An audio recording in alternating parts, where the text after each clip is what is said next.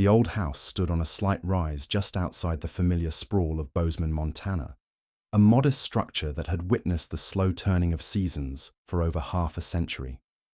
For Mitch, a man of 53 with a landscape etched by the quiet dramas of life, it was more than just a dwelling. It was a sanctuary built brick by solitary brick after the echoing silence of his divorce had become too heavy to bear. He'd never envisioned needing the constant companionship of another being, human or otherwise.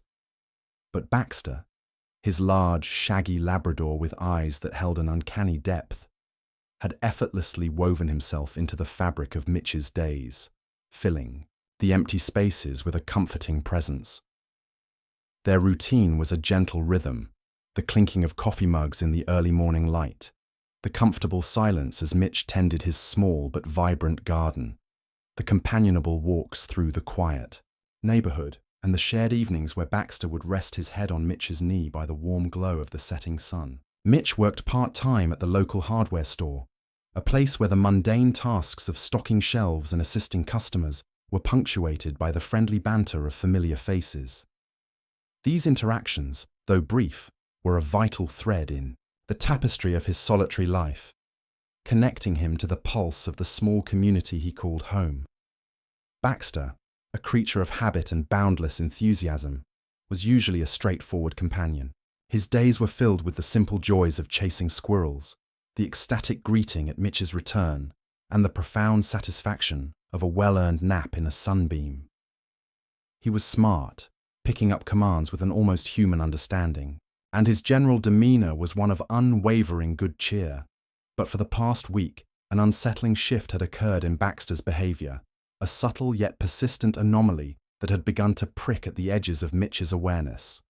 It had started, innocuously enough, last Tuesday. Mitch, nursing his morning coffee and the quiet contemplation that came with it, had noticed Baxter sitting with an unnerving stillness in front of the cupboard beneath the kitchen sink.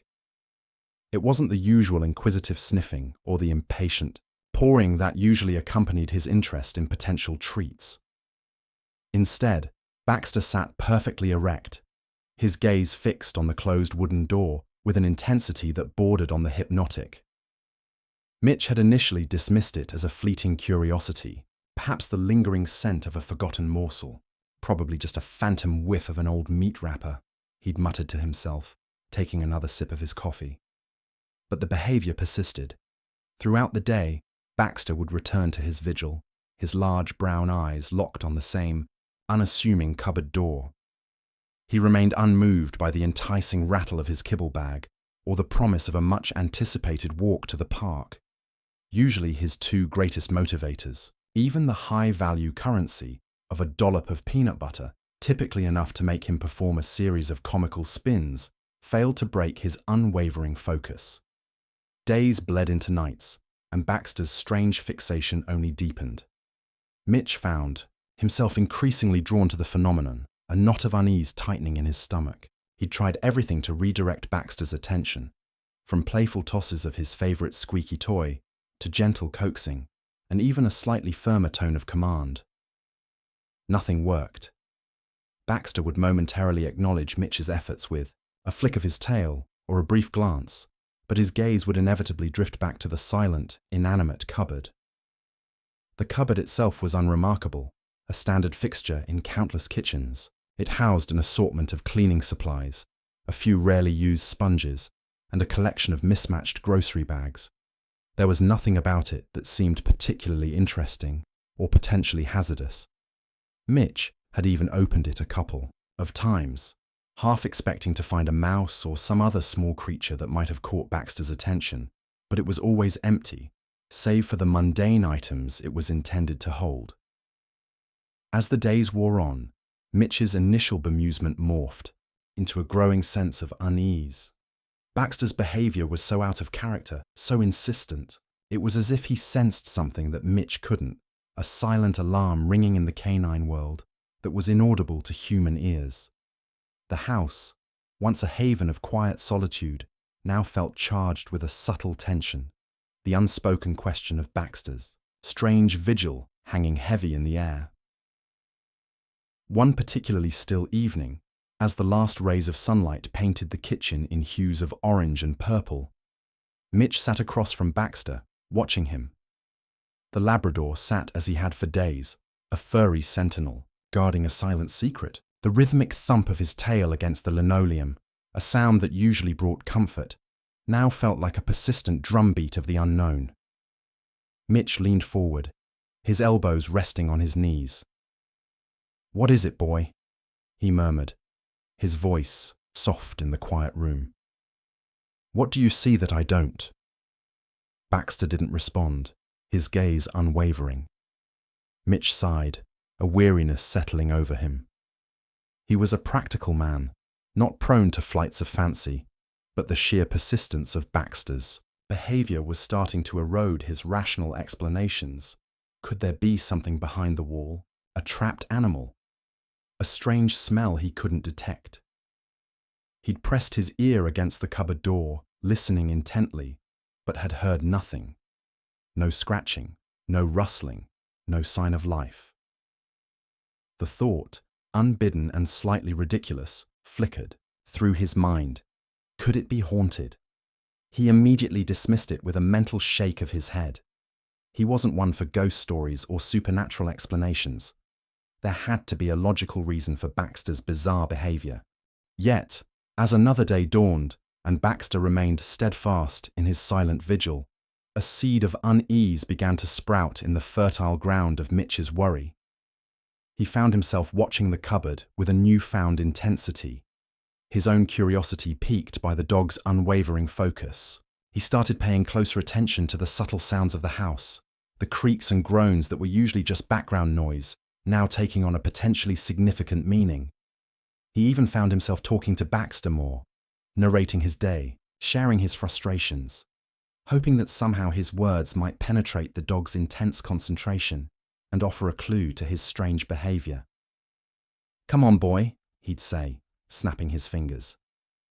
"Let's go for a walk. Fresh air will do us both good." Baxter would lift his head, his tail giving a tentative wag, but then his gaze would drift back to the cupboard, his silent plea echoing in the stillness of the kitchen. The week crawled by, each day marked by Baxter's unwavering stare. Mitch's patience, usually a sturdy oak, began to fray at the edges. He found himself feeling a strange mix of frustration and concern. He worried about Baxter's well-being. Was he sick? Was something genuinely wrong? He'd checked him for any physical symptoms, but the dog seemed perfectly healthy, his appetite normal, his energy levels consistent, except for this inexplicable obsession with the kitchen cupboard. Finally, a week after Baxter's strange behavior had begun, Mitch reached his breaking point.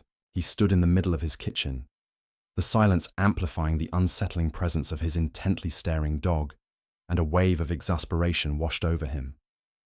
"Either I've got a haunted cupboard," he blurted out to the empty room, his voice laced with a mixture of frustration and a touch of dark humor, "or my dog just saved a life." The words hung in the air, and in that moment, a strange conviction settled within him. Baxter's behavior wasn't random. It was purposeful. He wasn't just staring. He was trying to tell Mitch something. And with a sudden surge of determination, Mitch decided he'd had enough. He was going to get to the bottom of this, no matter how ridiculous it seemed. He would open that cupboard and confront whatever held his loyal companion in its silent thrall. He took a deep breath, the air in the kitchen suddenly feeling thick with anticipation. Baxter watched him, his tail giving a hopeful thump against the linoleum. Mitch knelt down, his hand reaching for the cool metal handle of the cupboard door. A faint tremor ran through his fingers as he gripped it. He hesitated for a moment, a strange premonition tingling at the back of his neck. What if there was nothing there? What if he opened the door and found only the mundane clutter of cleaning supplies and grocery bags? Would he feel foolish? Would Baxter's strange behavior remain an unsolved mystery? He pushed those thoughts aside. He owed it to Baxter, to the unwavering loyalty in those brown eyes, to finally understand. With a decisive pull, he swung the cupboard door open, the hinges groaning slightly in protest after weeks of undisturbed silence. The sight that greeted him stole the breath from his lungs, a silent tableau that sent a jolt of pure shock through his system. It wasn't a ghost, and it wasn't an empty space. It was something far more unexpected, something that would unravel the quiet rhythm of Mitch's life and plunge him into a situation he could never have imagined. The interior of the cupboard was not the expected jumble of cleaning supplies. Instead, nestled amongst a few stray grocery bags, lay a small, whimpering sound. Mitch's eyes struggled to adjust to the dimness, and then he saw it. A tiny, furry creature curled in a tight ball, its body trembling. It was a kitten. No, bigger than his hand, its fur a matted grey, and its eyes squeezed shut against the intrusion of light. Beside the kitten, equally still and silent, lay another. This one was slightly larger, its coat a patchwork of black and white, and its breathing shallow and uneven. A wave of disbelief washed over Mitch, quickly followed by a surge of protective concern. How had they gotten in there? And how long had they been trapped? Baxter, who had been a picture of focused intensity, now whined softly, nudging Mitch's hand with his wet nose. His tail thumped gently against the floor, a subtle shift from the insistent rhythm of the past week, as if a silent alarm had finally been answered. Mitch carefully reached into the cupboard, his large hands surprisingly gentle as he scooped up the smaller grey kitten. It was alarmingly light, its tiny body frail beneath his fingers. He brought it closer to his chest, feeling the faint flutter of its rapid heartbeat. The kitten leapt out a weak, mewling cry, a sound that tugged sharply at something deep within Mitch. He then reached for the black and white kitten. It was limp and unresponsive, and a knot of fear tightened in Mitch's chest. He held it carefully, his thumb gently stroking its side, willing it to show some sign of life. Baxter leaned in, sniffing the still kitten with soft, inquisitive snuffles. "Easy, boy," Mitch murmured, his voice rough with emotion. He carried both kittens to the kitchen table, laying them gently on an old towel he'd grabbed from a nearby drawer. The grey kitten, though weak, was starting to move slightly, its tiny head wobbling as it tried to orient itself. The black and white one remained still. Mitch examined them more closely. They were both thin, their ribs visible beneath their matted fur. The black and white kitten seemed to be in worse condition, its breathing shallow and raspy. They looked to be only a few weeks old, far too young to be without their mother. The question of how they had ended up in his cupboard gnawed at him. He hadn't heard any meowing, no scratching sounds from behind the wall. The cupboard seemed sealed, with no obvious entry points. It was a baffling mystery, overshadowed only by the immediate concern for the tiny creatures before him. "You found them, didn't you, boy?" Mitch said softly to Baxter, who was now watching the kittens with a gentle curiosity. Baxter responded, with a soft whine and a lick to Mitch's hand, as if acknowledging his role in the discovery. Mitch knew he had to act quickly. The kittens were vulnerable and needed warmth and nourishment. He grabbed his phone and quickly searched for the nearest animal shelter. It was a small, volunteer-run organization about 20 minutes away. He called them, his voice filled with urgency as he explained the situation. "We can take them," a kind voice on the other end said. "Bring them in as soon as you can.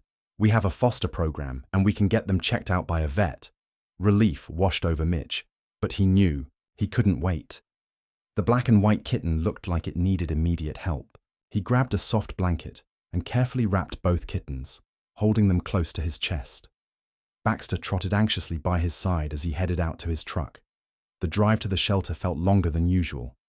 Mitch kept a close eye on the kittens, his heart aching for their fragility. The grey kitten was now nestled against his chest, its faint purr a small but significant sound of hope. The black and white one remained still, and Mitch periodically checked for a sign of breathing, his worry growing with each passing mile. The animal shelter was a small, bustling place, filled with the sounds of barking dogs and meowing cats. A woman with kind eyes and a gentle smile greeted him at the door. He carefully unwrapped the blanket, revealing the two tiny kittens. "Oh, you poor little things," she murmured, her expression softening with concern. She immediately took the black and white kitten, her touch experienced and gentle. This one needs help right away. While the volunteer tended to the weaker kitten, Mitch explained how he had found them. The woman listened intently, her brow furrowed in confusion. "It's strange," she said.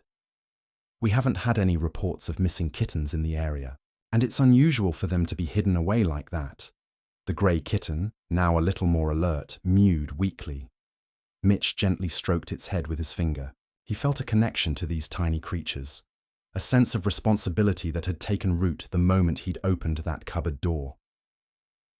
After what felt like an eternity, the volunteer returned with an update on the black and white kitten.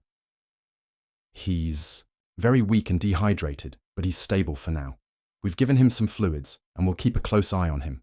Relief washed over Mitch in a powerful wave. He looked down at the grey kitten in his hands, its tiny body now still. "What about this little one?" he asked. "He's in better shape, just very hungry and scared," she replied. "We'll give him some food and a warm bed. They'll both need round-the-clock care for a while." Mitch spent the next hour at the shelter, filling out paperwork and learning about the foster program. He found himself surprisingly drawn to the idea. He had the space, the quiet routine, and, thanks to Baxter, a newfound awareness of the silent pleas of a creature in need. As he left the shelter, the image of the two tiny kittens stayed with him.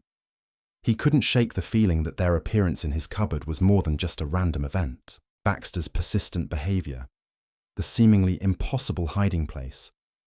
It all felt connected, a strange thread woven into the fabric of his quiet life.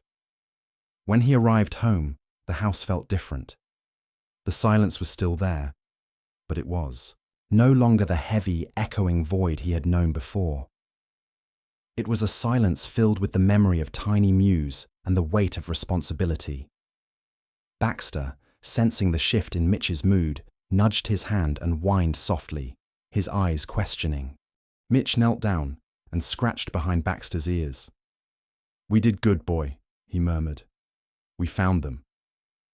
But even as he spoke the words, a nagging question remained.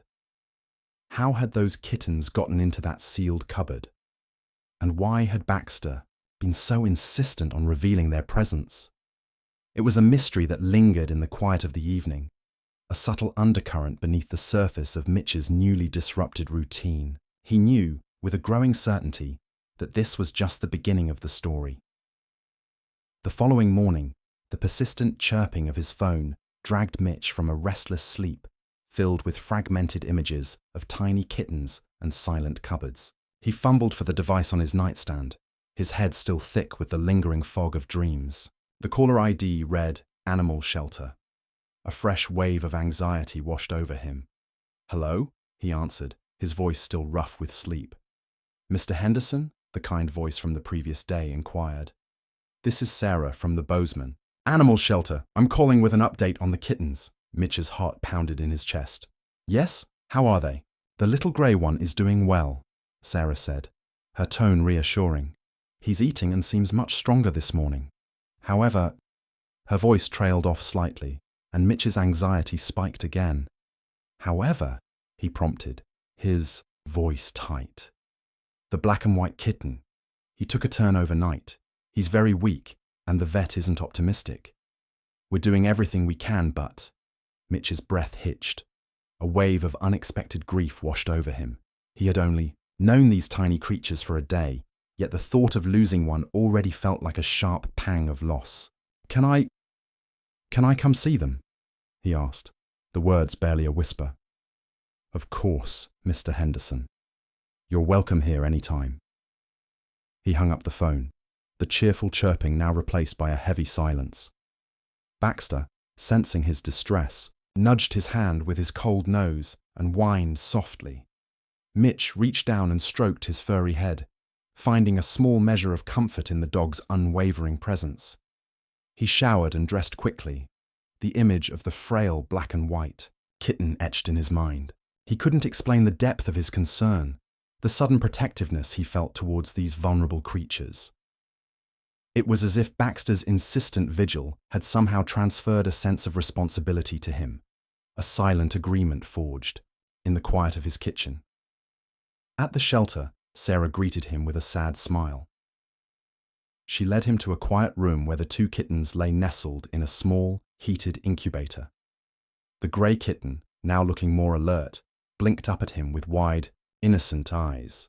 But it was the black and white one that drew his gaze. He lay still, his breathing shallow and laboured, a tiny fighter clinging precariously to life. Mitch sat beside the incubator for a long time, just watching them. Sarah brought him a cup of coffee and sat with him in comfortable silence. He learned that the kittens were likely only about 3 weeks old, far too young to be separated from their mother. There were no signs of their mother anywhere near his house, adding another layer to the mystery of their appearance. "We think they might have been trapped in the wall somehow," Sarah speculated, her brow furrowed. "Maybe they fell in and couldn't get out. But how they ended up in your cupboard, that's the part we can't figure out." Mitch nodded slowly, his gaze fixed on the tiny black and white form. He felt a profound sadness for their plight, for their vulnerability. He gently reached a finger into the incubator and stroked the grey kitten's soft fur. The kitten purred, weakly, a tiny vibration against his fingertip. He spent the rest of the morning at the shelter, helping Sarah with various tasks, anything to keep his mind occupied. He cleaned cages, refilled water bowls, and offered comfort to a nervous stray dog. The work was simple and repetitive, but it grounded him, providing a small sense of purpose in the face of his growing unease. As the afternoon wore on, Sarah approached him with a somber expression. "Mr. Henderson," she said softly, I'm afraid the little black and white one, he's not going to make it." A sharp pain pierced Mitch's heart. He had only known the kitten for a day, yet the news felt like a personal loss. He went back to the incubator and looked at the tiny creature, his small chest barely rising and falling. He felt a surge of helplessness, a profound regret that he hadn't found them sooner. He stayed until the very end, holding the tiny, still body in his hand, feeling the last vestiges of warmth fade away. Sarah offered words of comfort, but Mitch was lost in his own quiet grief. He had opened a cupboard expecting the mundane, and instead he had been drawn into a small, heartbreaking drama. He left the shelter that evening with a heavy heart and the small grey kitten nestled in a carrier beside him. Sarah had suggested he foster the surviving kitten, explaining that the familiar environment might help it thrive. Mitch had readily agreed. He couldn't bear the thought of leaving the tiny creature alone after all they had been through. Back home. The house felt different again. The silence was now tinged with a quiet sadness, the absence of the tiny black and white life, a palpable presence. Baxter, sensing Mitch's mood, stayed close, offering silent comfort with his warm body pressed against Mitch's leg. Mitch carefully placed the carrier on the kitchen floor and opened the door. The grey kitten, small and hesitant, cautiously emerged. It looked around the unfamiliar surroundings, its large eyes wide with apprehension. Baxter approached slowly, sniffing the tiny creature with gentle curiosity. The kitten flinched at first, then seemed to sense the dog's gentle nature, and tentatively rubbed against his leg. Baxter responded with a soft whine and a lick to the kitten's head, a silent acceptance of the new addition to their quiet household. Mitch watched them, a small flicker of warmth igniting in the coldness of his grief. He knew that caring for this tiny, vulnerable life would be a new chapter for him, a responsibility he hadn't sought, but one he would embrace. As the days turned into weeks, the grey kitten, whom Mitch named Pip, began to thrive under his care. He was a playful and affectionate little creature, his tiny purr filling the quiet corners of the house. Baxter became his gentle guardian, tolerating Pip's playful pounces and offering a warm, furry body to snuggle against. The mystery of how the kittens had ended up in the cupboard remained unsolved. Mitch checked the walls and floors around the cupboard, but found no openings, no clues. It was as if they had simply materialized there. He shared the story with a few neighbors and friends at the hardware store, but no one had any explanation. Sometimes, late at night, as Pip slept curled on his chest and Baxter snored softly at the foot of his bed, Mitch would think about the black and white kitten. He would feel a pang of sadness for the tiny life lost and a renewed sense of gratitude for Baxter's strange insistence, which had at least saved one of them. He knew his life had changed in a subtle but significant way. The quiet solitude he had once embraced now felt different, filled with the soft sounds of purring and the gentle companionship of two unexpected souls. And as he looked down at the tiny grey kitten sleeping peacefully on his chest, he couldn't help but wonder what other unexpected turns his quiet life might take. Weeks turned into months, and the rhythm of Mitch's life adjusted to the gentle presence of Pip.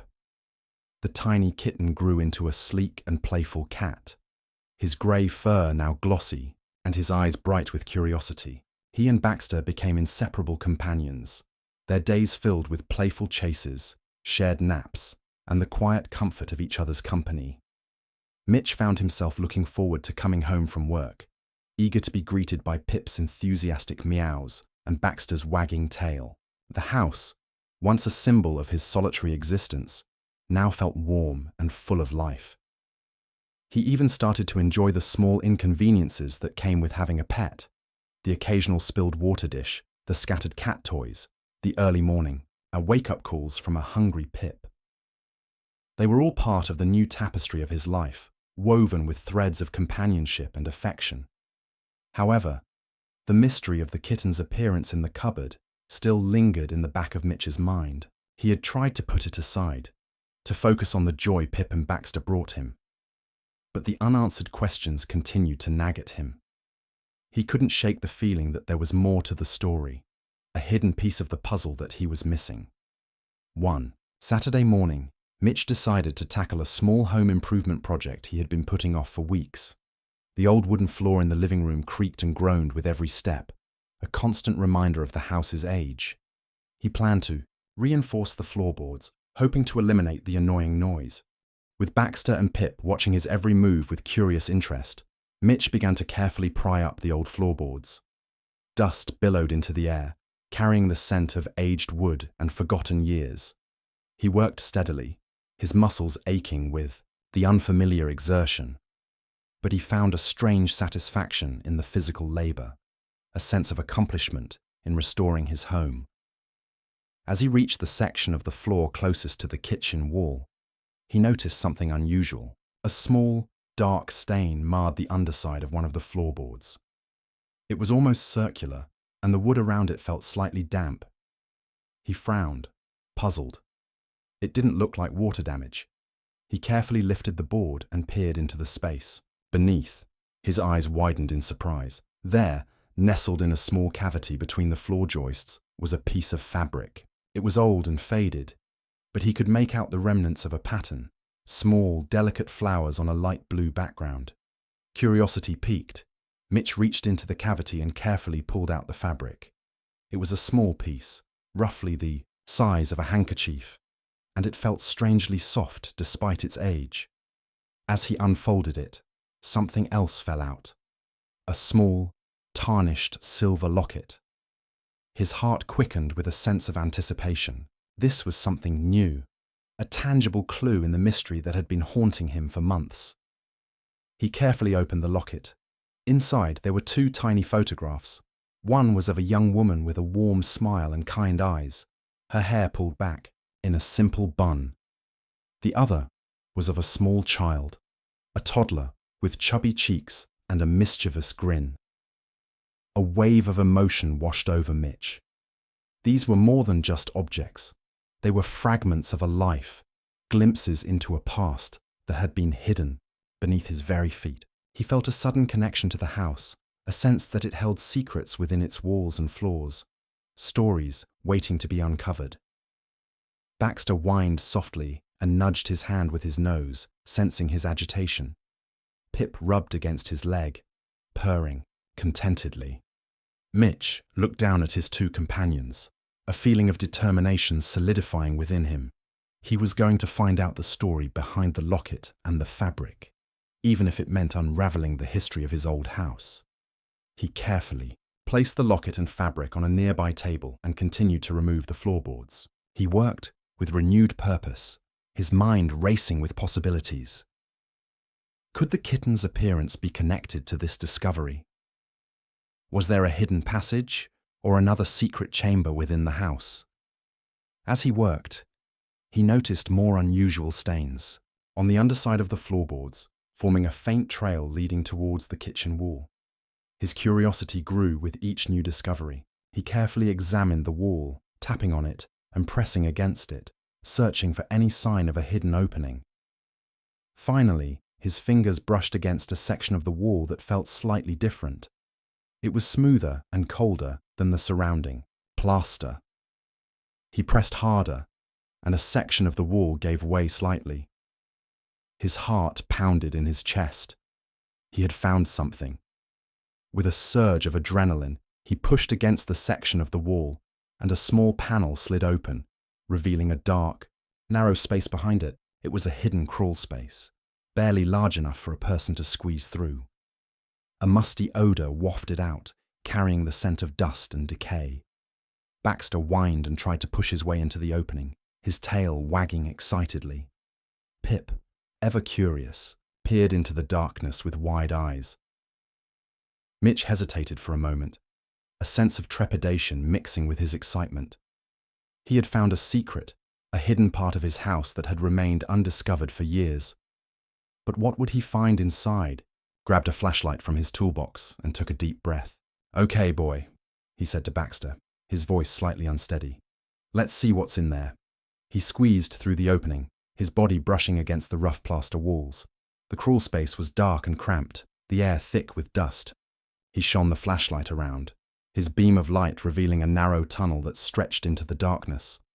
He crawled forward slowly, Baxter close behind him, his soft fur brushing against his back. Pip, unable to follow, watched from the opening, his meows echoing in the confined space. The tunnel twisted and turned, and Mitch felt a growing sense of unease. It was as if he was venturing into the hidden heart of his house, a place where secrets were kept and stories were buried. After what felt like an eternity, the tunnel opened into a small chamber. Mitch shone his flashlight around, his beam of light illuminating the dusty space. It was a small, square room with bare walls and a dirt floor.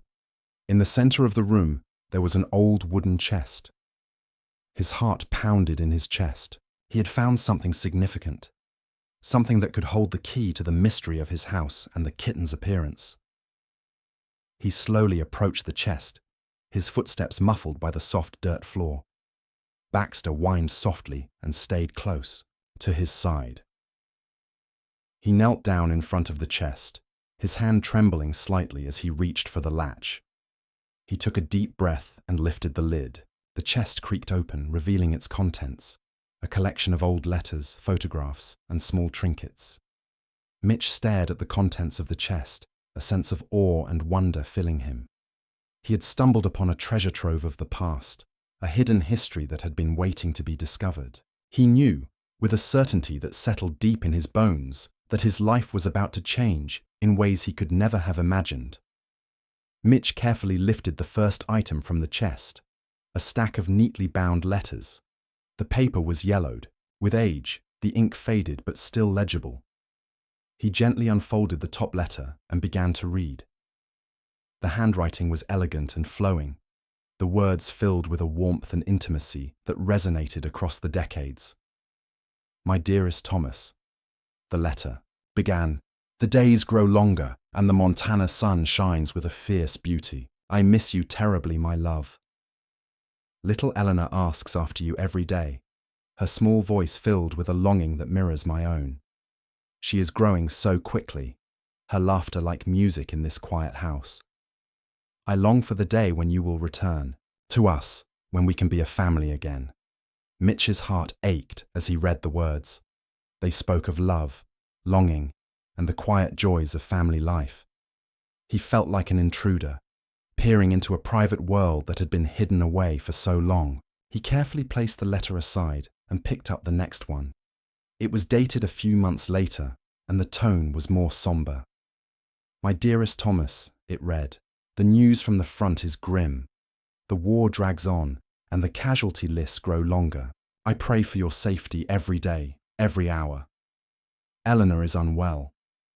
A fever grips her small body, and the doctor says there is little he can do. I fear the worst, my love. I feel so alone, so helpless."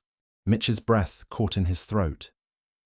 A chill ran through him, despite the warmth of the room.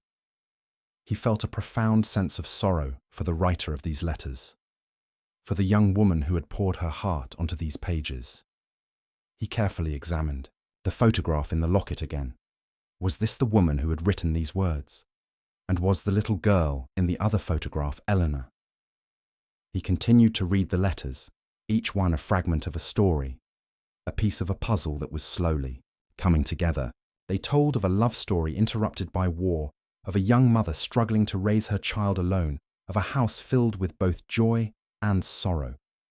Interspersed among the letters were photographs, black and white images of the woman, the little girl, and a handsome young man in a soldier's uniform.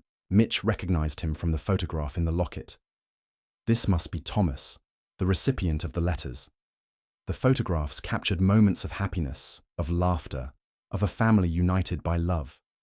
As he delved deeper into the contents of the chest, Mitch discovered other items: a small worn teddy bear, a child's drawing of a house with a smoking chimney, a silver ring engraved with the initials TH. His fingers trembled as he touched these objects, each one a tangible connection to the past, a silent witness to the lives that had been lived within the walls of his house. He found a small diary tucked away at the bottom of the chest. The cover was faded and worn, but the pages inside were filled with the same elegant handwriting from the letters. Mitch carefully opened it and began to read. The diary entries were more personal, more intimate than the letters. They revealed the young woman's name, Sarah, and her deep love for her husband, Thomas. They spoke of her dreams for the future, her fears for the present, and her unwavering devotion to her daughter, Eleanor. As Mitch read, a picture began to form in his mind. He saw Sarah, a young woman with a strong spirit and a tender heart, waiting for her husband to return from the war, raising her daughter in this very house. He felt a profound connection to her, a sense of empathy that transcended the boundaries of time. He also learned of Eleanor's illness, the fever that had gripped her small body, and the doctor's grim prognosis. The diary entries became increasingly desperate, filled with Sarah's anguish and her desperate prayers for her daughter's recovery. Then, the entries stopped abruptly. The last entry was dated just a few days before the final letter in the chest. Mitch's heart sank. He knew, with a certainty that chilled him to the bone, what had happened. He closed the diary, his hand resting on the worn cover. A heavy silence filled the small chamber, broken only by the soft sound of Baxter's breathing. Mitch felt a profound sense of loss, a grief for a family he had never known, but whose story had touched him deeply. He sat there for a long time, lost in thought, the weight of the past pressing down on him. He had stumbled upon a secret, a hidden history that had been buried within the walls of his house. And now, he was faced with the question of what to do with this knowledge. He knew he couldn't simply ignore it. The story of Sarah, Thomas, and Eleanor deserved to be told, their memory honored. But how? He was just a simple man, a hardware store employee who lived a quiet life with his dog and his cat. He wasn't a historian or a detective. He looked down at Baxter, who was watching him with his usual unwavering loyalty. Pip, having grown bored of waiting outside the crawl space, had squeezed through the opening and was now rubbing against Mitch's leg, purring softly. Mitch smiled faintly. He wasn't alone. He had Baxter and Pip, his two faithful companions, and he had the support of his friends and neighbors. He would find a way to honor the past, to bring the story of Sarah, Thomas, and Eleanor to light. He carefully placed the letters, photographs, and other items back into the chest, preserving them as best he could. He closed the lid and stood up, feeling a renewed sense of purpose. He was no longer just a man living in an old house. He was the keeper of a secret, the guardian of a story that needed to be told. He squeezed back through the crawl space, carefully sliding the panel back into place. He looked around the living room, his gaze lingering on the spot where he had found the hidden chamber. The room felt different now, imbued with a new significance, a sense of history that he had never perceived before. He knew that his life would never be the same. The discovery of the hidden chamber had opened a door to the past, a door that could not be closed. And as he looked down at Baxter and Pip, his loyal companions, he felt a surge of determination. He was ready to face whatever lay ahead, to unravel the mystery of his house and honor the memory of those who had lived there before him. The next morning, Mitch woke with a sense of purpose he hadn't felt in years. The quiet routine of his life had been disrupted, replaced by a compelling need to understand the story he had unearthed. He knew he couldn't keep it to himself. Sarah, Thomas, and Eleanor deserved to be remembered. After his usual morning coffee and a quiet breakfast with Baxter and Pip, Mitch carefully gathered the letters, photographs, and the diary from the hidden chamber. He placed them in a sturdy box, handling them with the utmost care, feeling the weight of their history in his hands. His first instinct was to share his discovery with someone who might know more about the history of Bozeman and its residents. He thought of Mrs. Gable, an elderly woman who lived down the street and had been in the neighborhood for decades. She had a sharp mind and a remarkable memory for local law. He walked over to her house, Baxter trotting faithfully by his side, Pip contentedly napping in a carrier. Mrs. Gable greeted him with a warm smile and a twinkle in her eye. "Mitch, dear, what a pleasant surprise. And you brought Baxter. Come in, come in." He settled into her cozy living room, the air filled with the comforting scent of lavender and old books. He carefully placed the box on the coffee table and explained his discovery, showing her the locket and the piece of fabric. Mrs. Gable's eyes widened as she examined the items. She took the locket in her frail hands, her fingers tracing the tarnished silver. "My goodness," she murmured, her voice filled with a mixture of surprise and recognition. "This looks very old." Mitch then showed her the photographs and the letters. As she read the first letter, a look of sadness crossed her face. "Thomas and Sarah," she whispered, her voice barely audible. "I remember them. It was a long time ago, but I remember." Mitch's heart leaped with anticipation.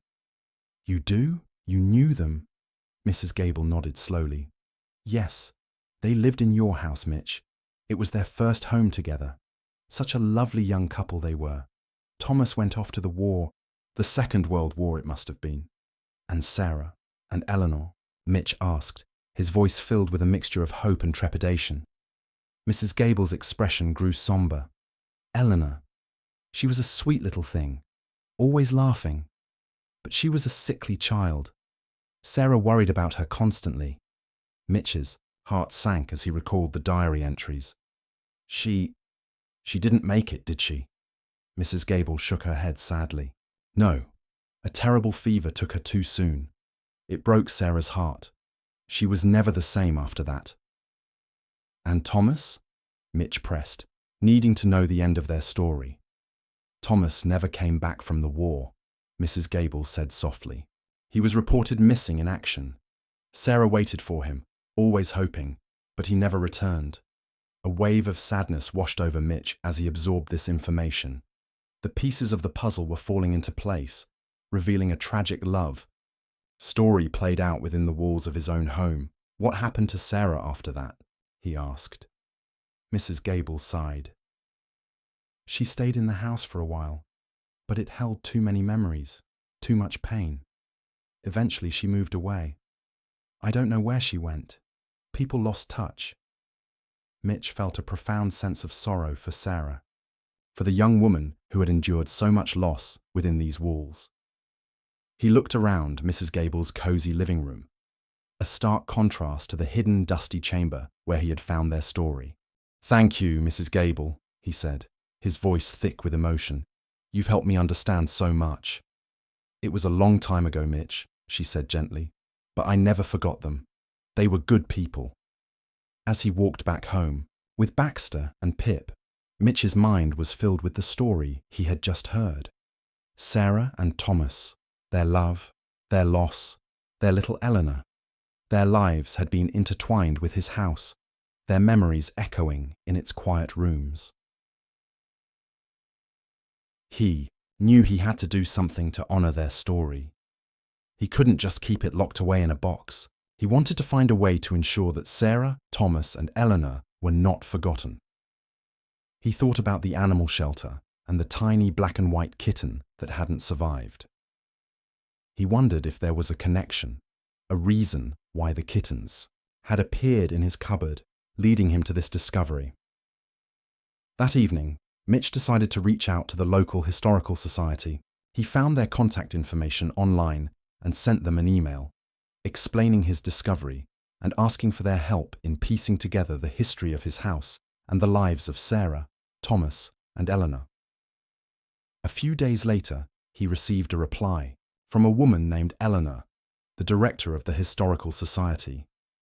She expressed great interest in his findings and arranged a meeting for the following week. Mitch felt a sense of hope. Perhaps the Historical Society could help him uncover more details about Sarah and Thomas and find a way to preserve their memory.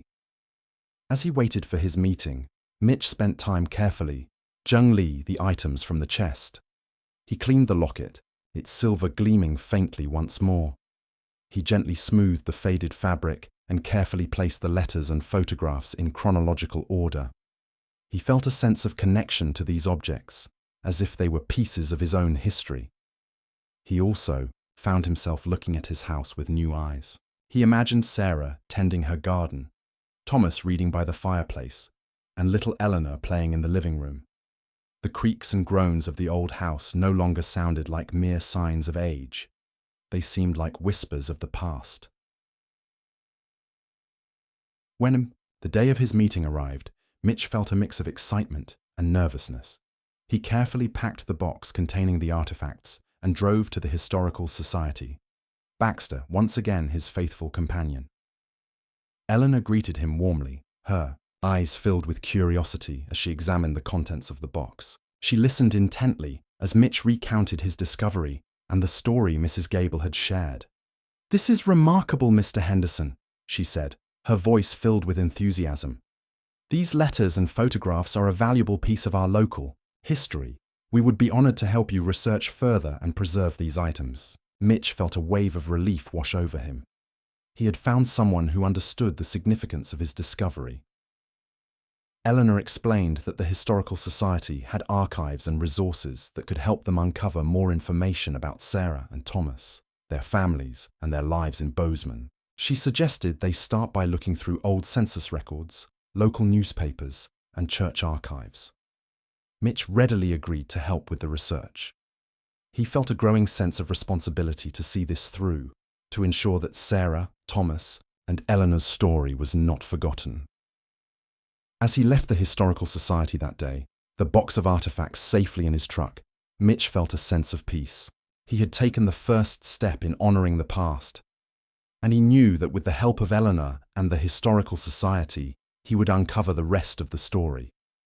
He looked at Baxter, who was panting happily in the passenger seat, and smiled. Their quiet life had taken an unexpected turn, leading them down a path of discovery and remembrance. The following weeks were filled with a sense of quiet purpose for Mitch. He worked his shifts at the hardware store, the mundane tasks now imbued with a subtle sense of anticipation for his after-work research. He would often stop by the Historical Society, where Eleanor would greet him with a warm smile and updates on their progress. Together, they delved into the archives, poring over old census records, city directories, and local newspapers. They discovered that Thomas Henderson had indeed served in the Second World War and was listed as missing in action in late 1944. Sarah Henderson was listed as living at Mitch's address with a young daughter, Eleanor. They found a few small mentions of Eleanor in the local paper's social pages, attending a children's birthday party participating in a school play. These brief glimpses into her short life painted a picture of a bright and happy child. The search for information about Sarah after Eleanor's passing proved more challenging. There was no record of her remarriage or her death in the Bozeman area. It was as if she had simply vanished after leaving the house. One afternoon, while sifting through old church records, Eleanor discovered a small entry that made Mitch's heart ache. It was a record of Eleanor Henderson's burial in the local cemetery, dated in the winter of 1946. There was no mention of Sarah. Mitch felt a profound sadness for Sarah, alone in her grief, having lost both her husband and her child. He wondered where she had gone, what had become of her. He hoped that she had eventually found some measure of peace. As they continued their research, Eleanor suggested they try to locate any living relatives of Sarah or Thomas. They placed a small notice in the local newspaper, briefly outlining their discovery and asking for anyone with information about the Henderson family to come forward. Days turned into weeks, and they received a few responses, mostly from elderly residents who vaguely remembered the Henderson family but had no specific information about Sarah's whereabouts after she left Bozeman. Despite the lack of concrete leads on Sarah, Mitch felt a sense of accomplishment. They had pieced together a significant part of the story, bringing Sarah, Thomas, and Eleanor back into the collective memory of the town. The Historical Society planned to create a small exhibit featuring the letters, photographs, and other artifacts Mitch had found, ensuring that their story would not be forgotten.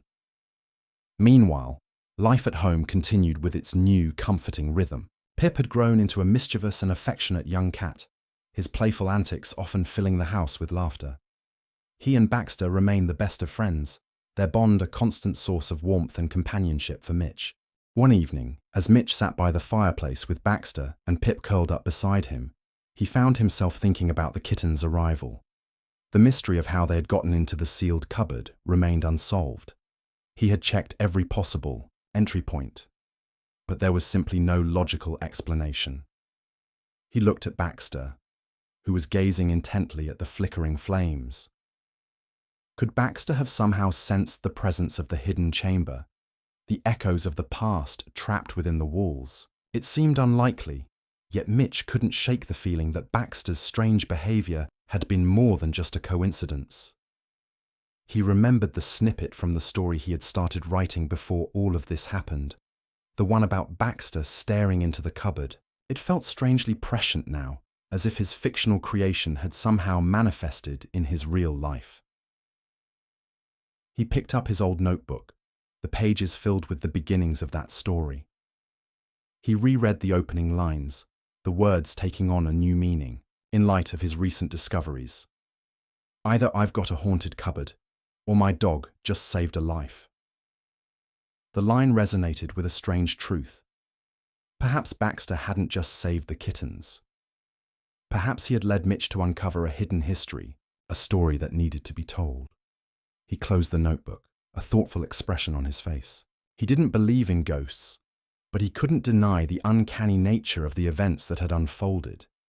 It was as if the past had reached out, guided by his loyal companion, to be remembered. As the weeks turned into months, the Historical Society's exhibit on the Henderson family began to take shape. Eleanor had done a wonderful job of curating the artifacts and creating a compelling narrative of Sarah, Thomas, and Eleanor's lives. The opening of the exhibit was a small but moving event. Several elderly residents who remembered the Hendersons attended, sharing their recollections and adding personal touches to the story. Mitch felt a sense of satisfaction, knowing that he had played a part in bringing their memory back to life. The mystery of the kittens remained a small, unexplained footnote in the larger story of the Henderson family. Mitch had come to accept that some questions might never have answers. What mattered was that 2 tiny lives had been saved, and a forgotten family had been remembered. Life settled back into a comfortable rhythm, now enriched by the presence of Pip and the knowledge of the history that lay beneath the surface of his home.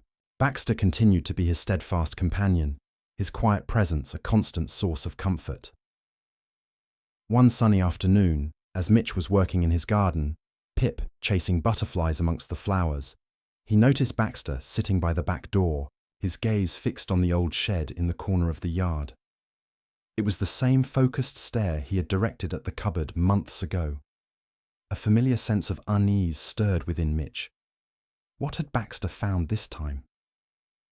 He walked over to the shed, his heart beating with a mixture of curiosity and apprehension. He reached for the handle and pulled the door open.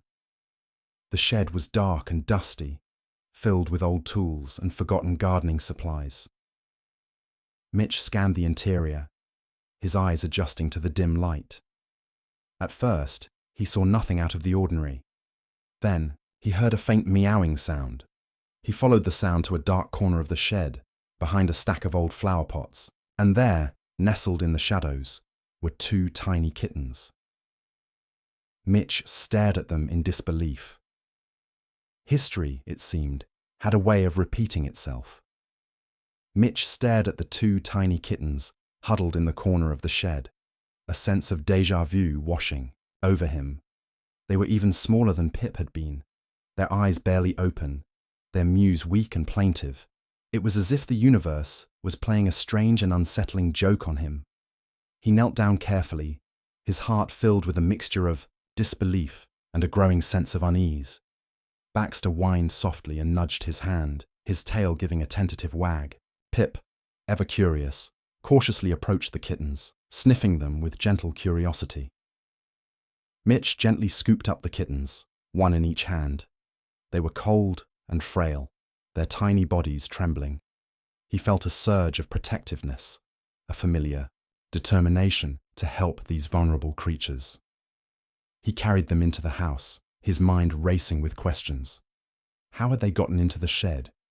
It was a solid structure with no obvious entry points. And why was Baxter exhibiting the same strange behavior he had displayed before the discovery of the kittens in the cupboard? He placed the kittens on a soft towel on the kitchen table, examining them more closely. They looked to be only a few, days old, completely dependent on their mother. But there was no sign of a mother cat anywhere. The mystery deepened. Was there a connection between the kitten's appearance and the hidden chamber? The echoes of the past that still lingered in the house? It seemed impossible. Yet Mitch couldn't shake the feeling that there was a pattern, a hidden thread connecting these seemingly disparate events. He called Sarah at the animal shelter, his voice filled with urgency. She offered to take the kittens in, but Mitch felt a growing reluctance to hand them over. He had cared for Pip, nurtured him from a tiny, helpless creature to a playful companion. He felt a strong desire to do the same for these two. "I'll take care of them," he told Sarah. "I know what to do," Sarah agreed, offering advice on how to care for newborn kittens. Mitch gathered the necessary supplies, kitten formula, a bottle, a heating pad, and set up a makeshift nest in a warm corner of the kitchen. He named the kittens Luna and Soul for their contrasting colors. Luna was a delicate white and Soul a vibrant ginger. He fed them every few hours, carefully holding them in his hands, feeling the tiny flutter of their heartbeats. Baxter and Pip watched over the kittens with a gentle curiosity, their presence a comforting reassurance. Mitch felt a sense of peace. In the midst of the mystery, a quiet joy in caring for these new lives. As the days turned into weeks, Luna and Soul began to thrive under Mitch's care. They grew stronger and more playful, their tiny mews filling the house with a cheerful sound. Mitch found himself growing increasingly attached to them, their presence adding another layer of warmth to his home. The mystery of their arrival, however, continued to nag at him. He spent hours examining the shed, searching for any possible entry point. He found nothing. It was as if the kittens had simply materialized there. He shared the story with Eleanor at the Historical Society, hoping she might have some insight. She was intrigued by the coincidence, but could offer no explanation. "It's almost as if the house has a way of bringing these little creatures to you," she said, her brow furrowed in thought. Mitch considered her words. Was it possible? Could the house, with its hidden history and lingering echoes of the past, somehow be connected to the kitten's appearance. It seemed like a far-fetched idea, yet he couldn't dismiss it entirely. He thought about Sarah, the young mother who had lost her child in this house. Could her spirit still linger, her maternal instincts somehow drawing these vulnerable creatures to her former home? The thought sent a shiver down his spine. He didn't believe in ghosts, but he couldn't deny the strange and inexplicable events that had been unfolding. One evening, as Mitch sat by the fireplace with Luna and Sewell curled up on his lap, Baxter suddenly stood up and began to whine, his gaze fixed on the wall near the hidden chamber. Mitch felt a surge of adrenaline. Was there another secret? Another hidden space waiting to be discovered? He got up and approached the wall, his heart pounding in his chest. He pressed against the plaster, searching for any sign of an opening. He found nothing. Baxter continued to whine, his gaze unwavering. Mitch felt a growing sense of frustration. Was he imagining things? Was Baxter simply reacting to a sound he couldn't hear? Then he noticed something unusual.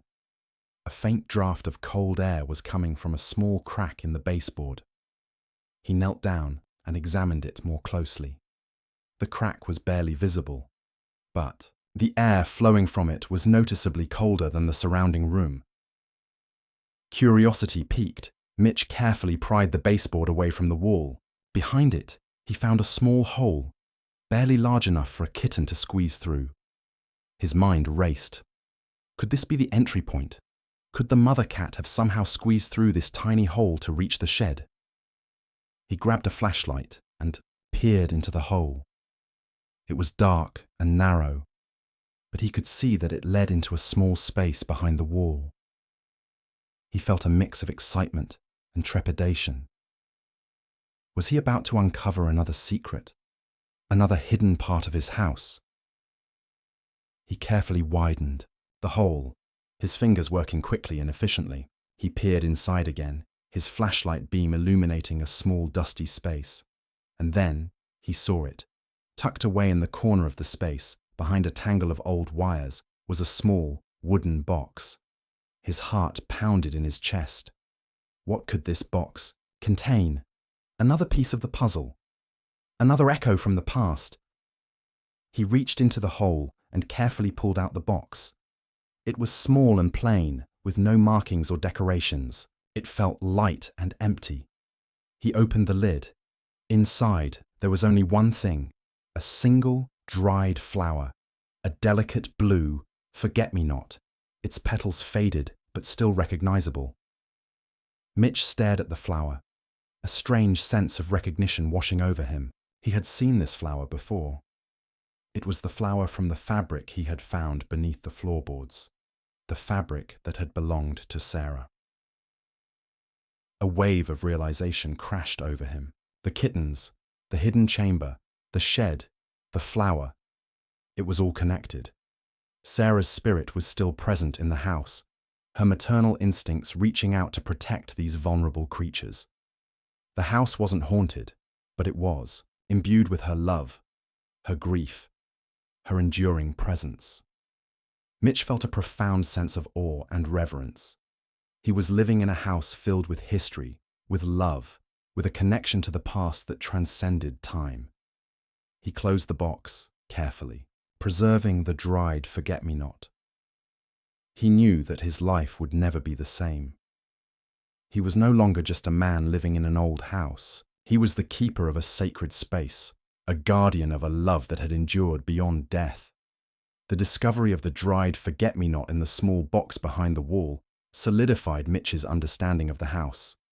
It wasn't haunted in the traditional sense, but it held the lingering essence of Sarah's love and loss. The appearance of the kittens, both times guided by Baxter's uncanny intuition, felt like a gentle echo of her maternal spirit, a desire to protect the vulnerable within the walls she had once called home. Mitch carefully placed the forget-me-not back in the box and tucked it away in a safe place, a tangible reminder of the house's history and the love that had permeated its rooms. He repaired the small hole in the wall, feeling a sense of reverence for the space he was sealing, a hidden sanctuary of memory. Life with Luna and Saul settled into a comfortable routine. They were playful and affectionate, their tiny personalities blossoming with each passing day. Luna was delicate and curious, always exploring new corners of the house. Saul was bold and adventurous, his loud purrs a constant soundtrack to their days. Baxter, true to his gentle nature, had fully accepted the new additions to the household. He would often lie near their sleeping basket, a silent guardian watching over them. Pip, initially wary of the tiny newcomers, soon joined in their games, his sleek grey form a blur as he chased after their clumsy pounces. Mitch found a deep sense of fulfillment in caring for the kittens, their dependence on him, their tiny lives unfolding under his care, filled a space in his heart he hadn't realized was empty. The quiet solitude he had once known had transformed into a home filled with warmth, laughter, and the comforting presence of his animal companions. He continued his work at the hardware store and his occasional gardening jobs, but his focus had subtly shifted. His home was now his priority, a sanctuary he cherished and protected. The Historical Society's exhibit on the Henderson family remained a poignant reminder of the past. Mitch would often visit, looking at the photographs of Sarah, Thomas, and Eleanor, feeling a connection to their lives and their story. He had become the unexpected custodian of their memory, a role he embraced with quiet dedication. One crisp autumn evening, as Mitch sat on the porch swing with Baxter by his side, watching Luna and Saul chase fallen leaves in the yard, he felt a profound sense of peace. His life had taken unexpected turns, leading him down paths he could never have imagined. He had faced loneliness, discovered a hidden history, and found his home filled with love and companionship in the most unexpected ways. He scratched behind Baxter's ears, a silent acknowledgement of the dog's pivotal role in it all. Baxter leaned into his touch, his tail thumping gently against the wooden porch. As the seasons changed, so did the landscape around Mitch's house. The vibrant greens of summer gave way to the warm hues of autumn, and then the quiet stillness of winter descended, blanketing the Montana landscape in snow. Through it all, the warmth inside Mitch's home remained constant, fueled by the love and companionship he shared with Baxter, Pip, Luna, and Saul. One particularly cold winter night, a fierce blizzard raged outside, the wind howling like a banshee. Inside, the fireplace crackled merrily, casting a warm glow on the cozy living room. Mitch sat in his armchair, reading a book, with Baxter snoring softly at his feet, and the three cats curled up on his lap, a tangle of fur and purrs. Suddenly, there was a loud knock at the door. Mitch frowned, surprised. He rarely had visitors, especially not in this kind of weather. He carefully shifted the cats from his lap and went to the door, Baxter padding silently behind him. He opened the door to find a young woman standing on his porch, shivering in the biting wind, snow swirling around her. She looked to be in her late 20s, with kind eyes and a hesitant smile. She held a small, travel-worn suitcase in her hand. "Mr. Henderson?" she asked, her voice slightly muffled by the wind. "Yes?" Mitch replied, a sense of curiosity, mixed with concern. "My name is Emily Carter," she said. I think I might be related to Sarah Henderson." Mitch's heart skipped a beat. After all this time, a connection to Sarah had finally appeared. He stepped aside, gesturing for her to come in. "Please, come in. You must be freezing." Emily stepped inside, shaking the snow from her coat. Baxter sniffed her cautiously, then gave a soft whine and wagged his tail. Pip, Luna, and Saul emerged from the living room, their curiosity piqued by the new arrival. Mitch helped Emily take off her coat and offered her a warm drink. As she sat by the fire, her shivering gradually subsiding, she explained how she had come to find him. "I grew up hearing stories about my great-grandmother, Sarah," she said, her voice soft. "My grandmother, Sarah's daughter-in-law, kept some of her old letters and photographs. After my grandmother passed away, I found them. They mentioned this house in Bozeman. Emily explained that she had always felt a connection to her great-grandmother's story, the tragic love and loss she had endured. She had done some research online and had come across the Historical Society's exhibit, which mentioned Mitch and his discovery. I felt like I had to come, she said, her eyes filled with emotion, to see the house where she lived, where she loved. Mitch listened intently, feeling a sense of closure he hadn't expected. Sarah's story wasn't just a piece of history, it had a living connection to the present. He shared with Emily the letters, the photographs, and the diary he had found. He told her about Mrs. Gable's recollections and the Historical Society's exhibit. Emily listened, tears welling up in her eyes as she learned more about her great-grandmother's life. As the evening wore on, Mitch showed Emily around the house, sharing the stories he had pieced together. He pointed out the hidden chamber, explaining the significance of the forget-me-not. Emily was deeply moved by what she learned. She felt a profound connection to the house and to the memory of Sarah. Before she left the next day, Emily gave Mitch a small framed photograph. It was a picture of Sarah taken later in her life. Her face was etched with a gentle sadness, but her eyes still held a spark of warmth and resilience. "Thank you," Mitch said, his voice thick with emotion. "Thank you for sharing her with me." Emily smiled. "She would have liked you, Mr. Henderson. You kept her memory alive." After Emily left, Mitch placed the photograph of Sarah on his mantelpiece, alongside the photographs of Thomas and Eleanor. Their story was now complete, their memory honored. He looked around his cozy living room, at Baxter, Pip, Luna, and Sewell, his unexpected family. His quiet life had been forever changed by a dog who stared into a cupboard, leading him down a path of discovery, remembrance, and a love that transcended time. He knew, with a certainty that settled deep in his heart, that he was finally home. The end.